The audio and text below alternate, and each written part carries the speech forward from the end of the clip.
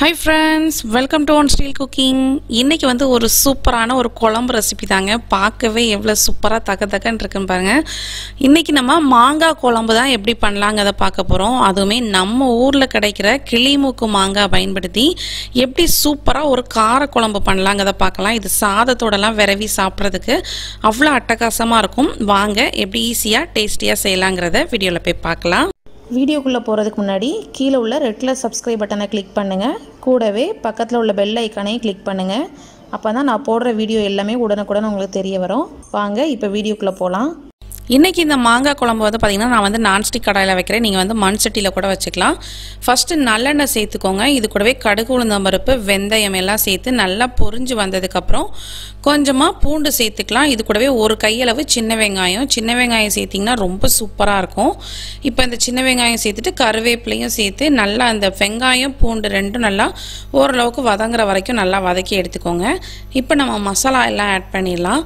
இதுக்கு வந்து பார்த்திங்கன்னா ஒரு 3 பொடி தாங்க. நம்ம வீட்டில் இந்த மல்லிப்பொடி இருக்கு இல்லையா, அது ஒரு 2 ஸ்பூன். கூடவே காரத்துக்கு ஏற்றால மிளகாத்தூள் சேர்த்துக்கோங்க. நான் வந்து ரெட் சில்லி பவுடர் ஆட் பண்ணியிருக்கேன். கூடவே கொஞ்சமாக மஞ்சள் தூள், அவ்வளோதான் மசாலானாலே. இதை வந்து இந்த ஆயிலே நல்லா வந்து மிக்ஸ் பண்ணி விட்டுக்கோங்க. அதோட ரா ஃப்ளேவர் வந்து சீக்கிரம் போயிடும். இது கூடவே நம்ம வந்து புளி வந்து கரைச்சி வச்சிருப்போம் இல்லையா, அந்த புளி கரைசலையும் கொஞ்சமாக சேர்த்துக்கலாம். புளி வந்து ரொம்ப வேண்டாம், ஏன்னா அந்த மாங்காவே நம்மளுக்கு நல்லா வந்து புளிப்பாக இருக்கும் இல்லையா.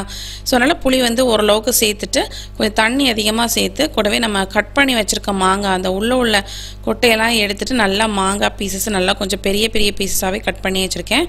அதையும் சேர்த்துட்டு இந்த குழம்புக்கு தேவையான அளவு உப்பையும் சேர்த்துக்கலாம். இதெல்லாம் சேர்த்து நல்லா மிக்ஸ் பண்ணி மூடி வச்சு நல்லா ஒரு 5 மினிட்ஸ் நல்லா கொதிக்க விடலாம். இந்த மாங்காய் வந்து நம்மளுக்கு அதுலேயே நல்லா குக் ஆயிரும். குழம்பு வந்து பார்த்திங்கன்னா நல்லா சூப்பராக சுண்டி வந்திருக்கு.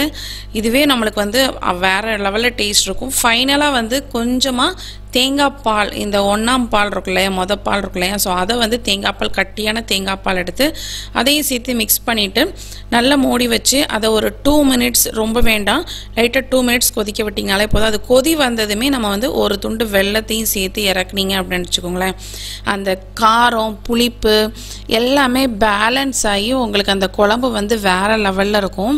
கண்டிப்பாக அதை ட்ரை பண்ணி பாருங்கள். ரொம்பவே சிம்பிளாக ஈஸியாகவும் செஞ்சிடலாம். டேஸ்ட் ரொம்ப அட்டகாசமாக இருக்கும்.